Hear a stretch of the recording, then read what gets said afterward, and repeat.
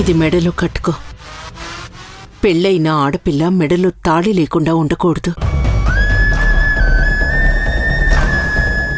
ఇది కట్టిన వాడే దూరం అయిపోతున్నప్పుడు ఇది నా మెళ్ళో ఉండి ప్రయోజనం ఏంటి?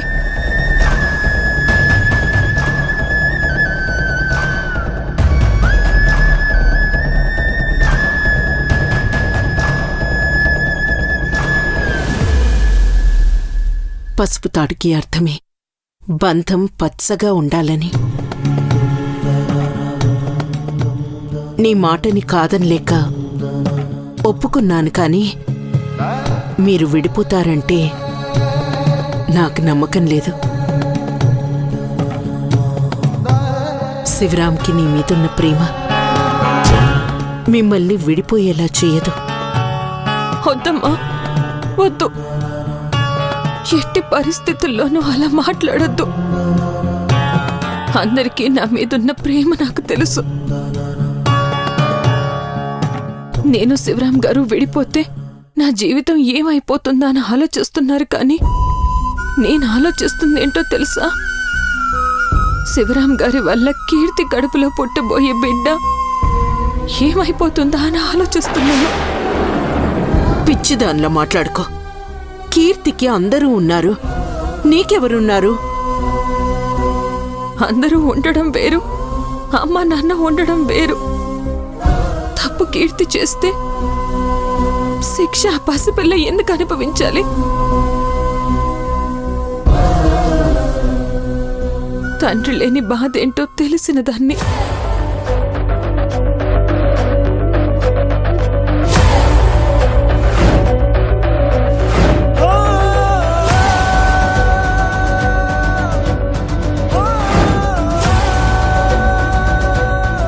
అక్షయ, నీకు నాన్న లేడు. నాకు నాన్న ఉన్నాడు ఉన్నాడు ఉన్నాడు ఉన్నాడు.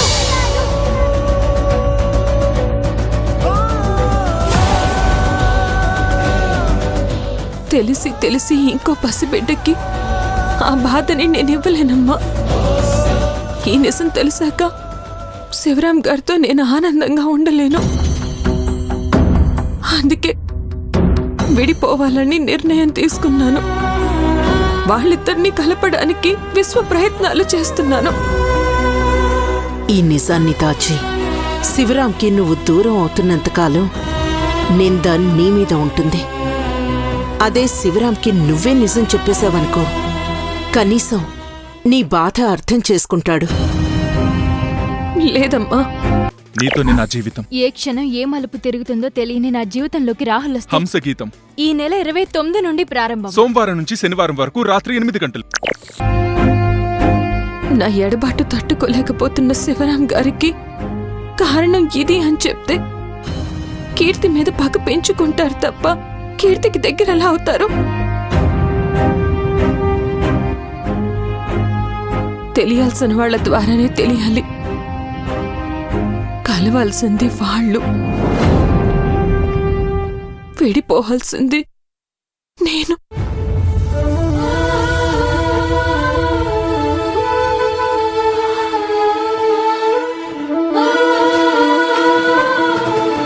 నువ్వెంత చెప్పినా అమ్మగా నా కూతురు జీవితమే నాకు ముఖ్యం. నువ్వు శివరాం విడిపోకూడదని నేను కోరుకుంటున్నాను. విడిపోరని నేను నమ్ముతున్నాను.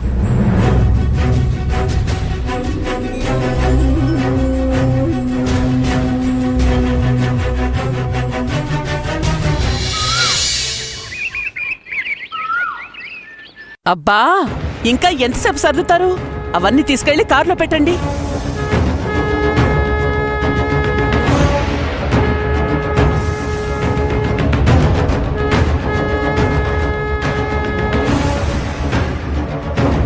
ఓకే, అన్నీ వచ్చేసాయి కృష్ణ. మమ్మీ, ఏంటిదంతా? పెళ్లి నిశ్చయం చేసుకోవాలంటే నిశ్చయ తాంబూలాలు ఇవ్వాలి కదా. అవి పట్టుకోవడానికి ముత్తైదువులు కావాలి కదా. అంత ఆశ్చర్యం ఎందుకు? నిశ్చితార్థమా? ఎవరికి? నాకు, మీ నాన్నకి. మమ్మీ, లేకపోతే ఏంట్రా? ఈ ఇంట్లో అర్జెంటుగా పెళ్లి చెయ్యాల్సింది కీర్తికి, వెళ్తున్నది నీలకంఠం ఇంటికి. చాలా? శివరాం గారికి కీర్తికి నిశ్చితార్థమా? పెళ్లి వాళ్ళకే చెయ్యాలని అనుకుంటున్నప్పుడు నిశ్చితార్థం కూడా వాళ్ళకే చేస్తాం కదరా. ఏం మాట్లాడుతున్నారు డాడీ? ఇదంతా జరిగే పనేనా? రేయ్, శుభవాన్ నిశ్చితార్థానికి వెళ్తుంటే జరిగే పనేనా అంటూ అశుభం పలుకుతావేంట్రా? నేనండం కాదు, మీరే ప్రాక్టికల్గా ఆలోచించండి. ఈ సంబంధం మ్యారేజ్ బ్యూరో నుంచి వచ్చిందో మీరు కుదిర్చిందో కాదు. శివరాంకి ఇంతవరకు జరిగిందేంటో తెలీదు. ఇప్పుడు డైరెక్ట్గా నీలకంఠం గారి దగ్గరికి వెళ్ళి విషయం చెప్పి పెళ్లి చేద్దామని తాంబూలాలిస్తే తీసుకుంటారనుకున్నారా? అందర్నీ అడ్డంగా నరికేస్తారు.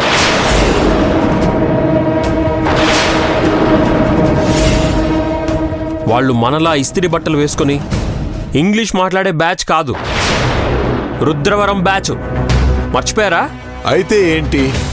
ఆ? ఏంటంట? అరే ఫూలిష్గా మాట్లాడుకో. ప్రతి సమస్యకి ఒక పరిష్కారం ఉంటుంది. కార్పొరేట్ పీపుల్ అనుకో, క్యాష్తో పడేయొచ్చు. అదే విలేజ్ పీపుల్ అయితే సెంటిమెంట్తో పడేయొచ్చు. అంతే. ఏం చేయాలో ఎలా మేనేజ్ చేయాలో నాకు బాగా తెలుసు. నువ్వు చూస్తూ ఉండు, ఓకే? కరెక్ట్గా చెప్పారు డాడీ.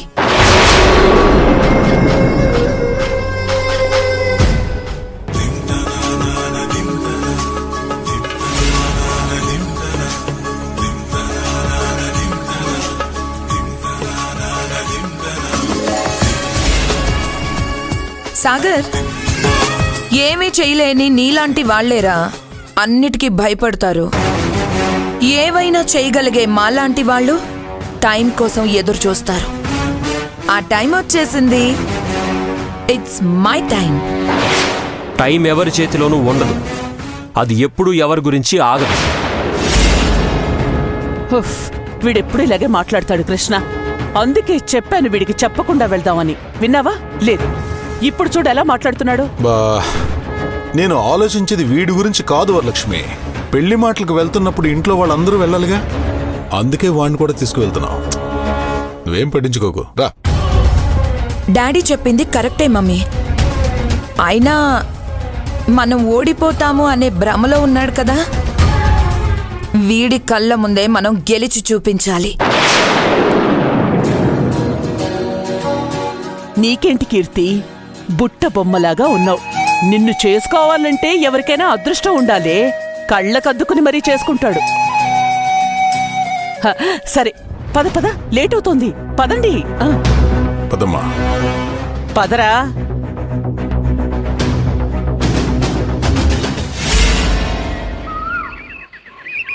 అవునక్కా, కీర్తికి శివరాంతో పెళ్లి ఎలా జరగాలో అన్ని ఉపాయాలు చెప్పాం కదా.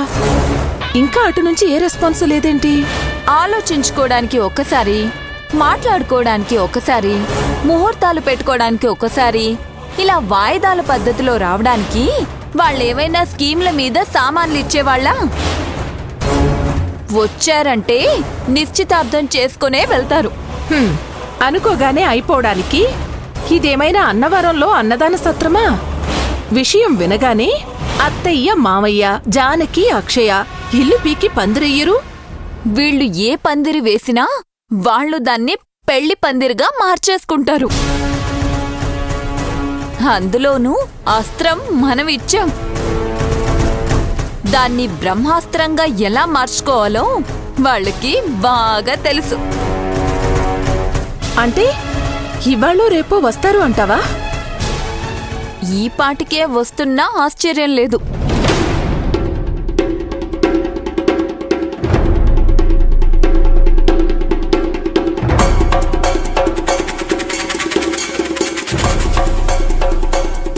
మాధవి పొద్దుట్నుంచి నా కుడికన్ను ఒకటే కొట్టుకుంటుంది. మళ్ళీ ఇంట్లో ఏ ప్రళయం జరుగుతుందా అని భయంగా ఉంది.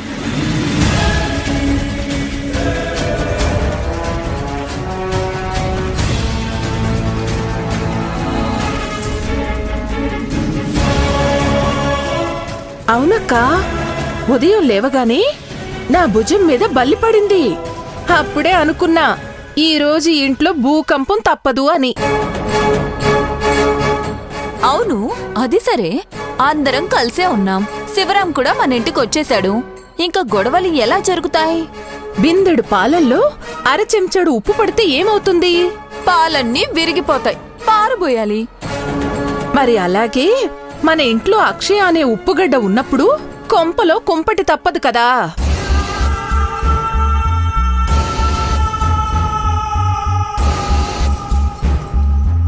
అది నిజమే. అసలే ఆ అమ్మ కూతుళ్ళిద్దరూ నష్టజాతకులు. వాళ్ళకి ఎలాగో కష్టాలు కన్నీళ్లు తప్పవు. ఆ దరిద్రాన్ని తీసుకొచ్చి మామయ్య గారు ఇంట్లో పెట్టారు. ఇంకా మన ఇంట్లో ఆనందం ఎందుకుంటుంది? అరుపులు కేకలు తప్ప. అబద్ధాలు చెప్పి మోసాలు చేసిన వాళ్ళని తన్ని తరమేయకుండా వీళ్ళేంటో తెచ్చి నెత్తిమీద పెట్టుకున్నారు. అంతే అక్క. మంచి చెప్పేవాళ్లని మూర్ఖుల్లాగా, మోసం చేసేవాళ్లని దేవతల్లాగా లెక్క కడతారు. ఇంటి చెట్టు వైద్యానికి పనికిరాదని ఊరికే అన్నారా? ఇలాంటి వాళ్ళని చూసే అనుంటారు. నోరు ముయ్యండే పాపిష్టి మొకాల్లారా.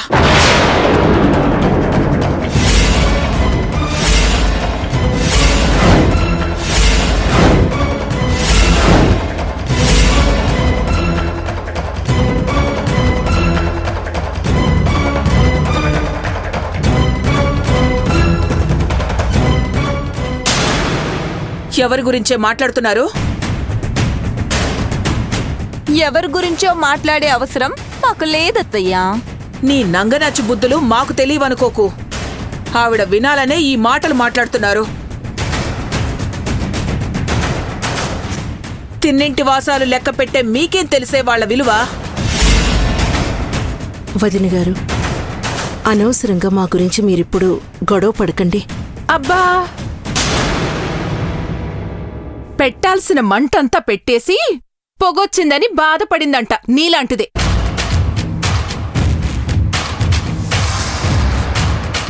ఎవరు ఎవరిని మొదటిగా అన్నారు? ఎవరు ఎవరినంటున్నారు? మీరిన్ని మాటలు అంటున్నా కూడా కనీసం నోరు విప్పిందా? మేం మిమ్మల్ని అంటుంటే వద్దు అంటూ అడ్డుపడుతుంది. అది అది వాళ్లకున్న సంస్కారం. మీ సంస్కారం ఏంటో మీరే ఆలోచించుకోండి. ముందు వీళ్ళు బాగానే ఉండేవారు కదండి. కానీ ఆ మహాతల్లి కీర్తి ఏ ముహూర్తాన మన ఇంటికొచ్చిందో వీళ్ల బుద్ధి ఇలా వంకరగా మారిపోయింది. అప్పట్నుంచి ఇలా వంకరగా మాట్లాడడం మొదలుపెట్టారు. ఎందుకత్తయ్యా మమ్మల్ని అంటారు? అక్షయ వల్ల ఈ ఇంటికి జరిగిన మంచేంటి?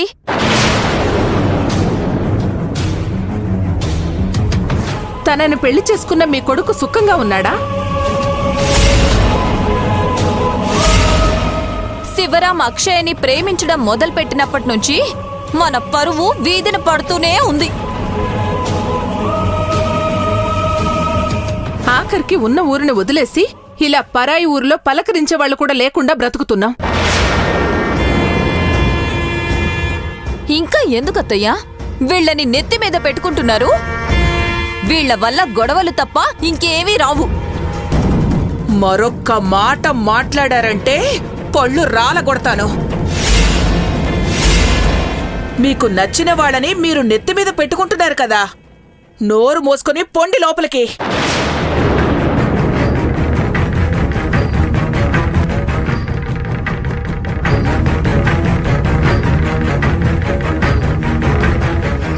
వాళ్ల మాటలు పట్టించుకోకమ్మా. అరుస్తున్నది వీళ్లే అయినా అరిపిస్తున్నది ఆ కృష్ణప్రసాద్ కుటుంబం. మిమ్మల్ని ఇక్కడి నుంచి పంపించేయడానికి వాళ్ళాడుతున్న నాటకం. వీళ్ల మాటలు వింటుంటే మన ఇంటి మీదకి మరొక ఉప్పెన రాబోతోందని అర్థమైంది. ఏంటది?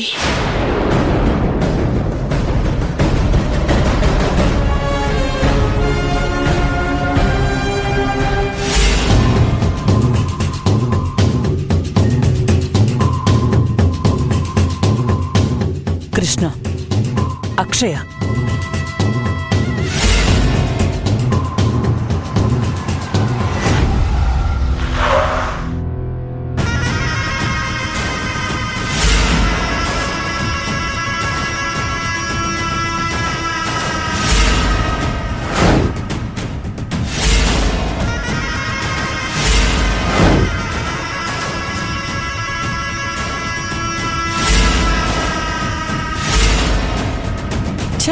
చ చ చ చ చ చ.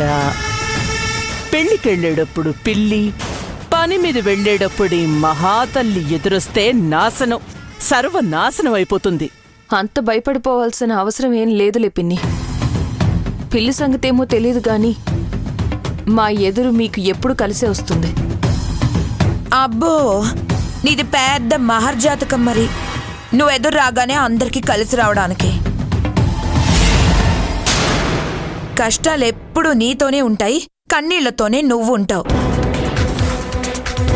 ఏడ్చే వాళ్ళు ఎదురొస్తే నాశనం తప్ప అదృష్టం ఎలా అవుతుంది? మా దురదృష్టం ఎప్పుడు మీకు అదృష్టంలాగే మారింది కీర్తి. అందుకే మా అమ్మ స్థానంలో మీ అమ్ముంది, నా స్థానంలో నువ్వున్నావు.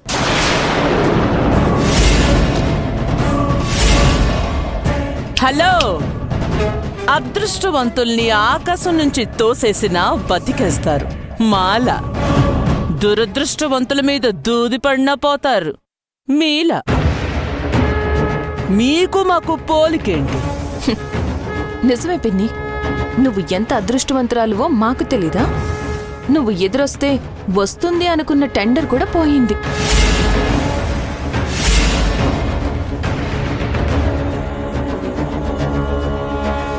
మా అమ్మ ఎదురు పడితే పోయిందనుకున్న టెండర్ తిరిగొచ్చింది. అంతవరకు ఎందుకు?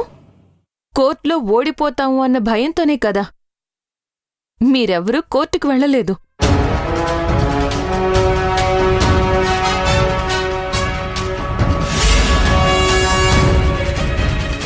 అప్పుడు కూడా మా అమ్మ ఎదురొచ్చింది. కేసు గెలిచి కృష్ణప్రసాద్ గారు ఇంటికొచ్చారు.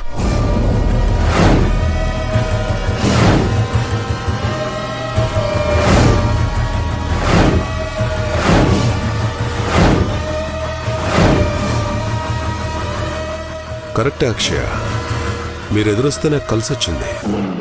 ఇప్పుడు మేము వెళ్లే పని కూడా మాకు కలిసి రావాలని మనస్ఫూర్తిగా కోరుకుంటున్నావా? ఒకరి చెడు కోరుకునే అలవాటు అక్షయ్కి ఎప్పుడూ లేదు. అక్క అది రేయ్, ఏంట్రా అక్క తొక్క అనేదో చెప్తున్నావు? చెప్పిందిగా ఎదురొస్తే వెళ్లే పని జయమవుతుందని. మనం వెళ్తుంది కూడా విజయం సాధించుకురావడానికే కదా.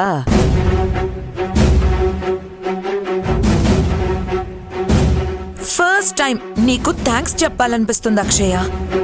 ఇప్పుడు మేమే పని మీద వెళ్తున్నావో నీకు తెలిస్తే కుల్లి కుల్లి ఏడుస్తావు.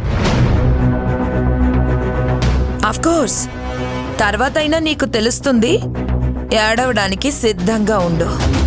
ఒకరు ఆనందంగా ఉంటే చూసి ఏడ్చే అలవాటు మాకు లేదు మీలా.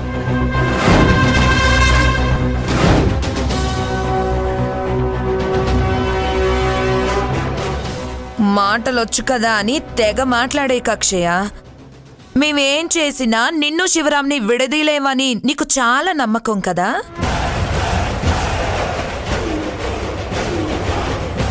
అది అపనమ్మకం అని తెలుసుకో. శివరాం గారు ఎప్పటికీ నీవారు కారు, కానివ్వను. పాపం, నువ్వు గుడికెళ్తున్నట్టున్నావు కదా, వెళ్ళు. వెళ్ళి దండం పెట్టుకుని, దేవుడా నాకు నువ్వే దిక్కు, ఇక నాకు ఏది దిక్కు అని కనిపించని దేవుడు నీ మొర వినిపించుకునేదాకా వేడుకో. వెళ్ళు. దేవుడు కూడా అందరి మొరలు వినడు వరలక్ష్మి. కానుకలు బాగా ఇచ్చేవాళ్ళనే కరుణిస్తాడు.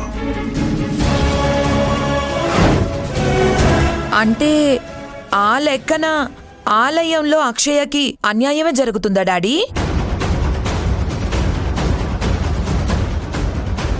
పదవే. ఏంటక్కా నువ్వు? అసలు మేము ఎక్కడికి వెళ్తున్నావో ఎందుకు వెళ్తున్నావో తెలుసా? ఏయ్, ఏంట్రా? విశ్వాసం చూపిస్తూ విషయమేం చెప్పనక్కర్లేదు, వచ్చి కారెక్కు. రా సాగర్.